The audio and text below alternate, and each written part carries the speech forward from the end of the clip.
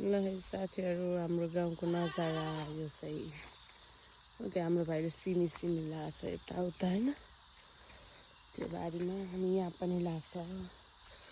यहाँ चाहिँ खुर्सानीको बेर्ना राखेको छ। यहाँ चाहिँ खुर्सानी लगाएको छ प्लास्टिक दछाएर यस्तो राम्रो भयो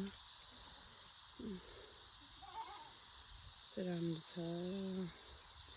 यहाँ हेर्नु न हिँड्ने यस्तो बाटोमा पनि बारमा पनि सब सिमी लाग्छ। यो सिमी भएपछि खाना कति सजिलो हुन्छ।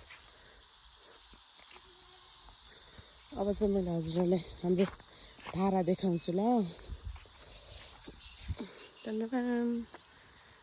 हाम्रो धारा, यो धारामा हाम्रो धेरै यादहरू छ साथीहरू।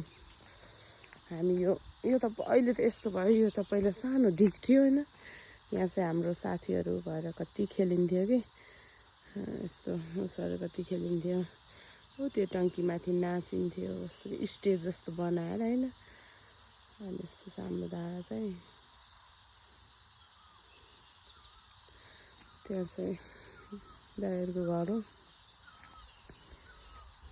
हाम्रो घर चाहिँ त्यहाँ डाँडामा हो। अब चाहिँ म घर जाँदैछु। यस्तो बाख्राहरूलाई हेरौँ भनेर आएको। बारीमा यस्तो मजाले प्लास्टिक दछाएर खुर्सानी लाग्छ भाइ मम्मीले लानुभएको छ। हाम्रो हिँड्ने बाटो चाहिँ यस्तो छ साथीहरू।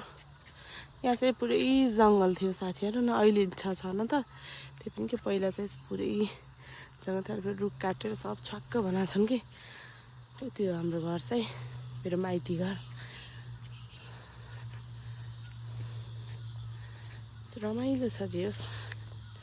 आफू जन्मेको घर त रमाइलो नै लाग्छ न। तर हाम्रो गाउँमा चाहिँ धेरै छैन कि, घरहरू चाहिँ धेरै छैनन्। एउटा दुईवटा हजुरआमाको 3टा 4वटा मात्रै छन्। उता पारीतिर पनि छ गाउँ त, त्यो तलतिर पनि छ गाउँ। हाम्रो साथीहरूको घर हो त्यता चाहिँ। हाम्रो घर चाहिँ यो हो। गोठ यहाँ छ। घरदेखि चाहिँ टाढा खायो गोठ। हाम्रो त्यहाँ आफ्नो जग्गा छैन नि त, त्यही भएर यता छ। अनि यहाँ बनाउनु भएको मम्मीहरूले।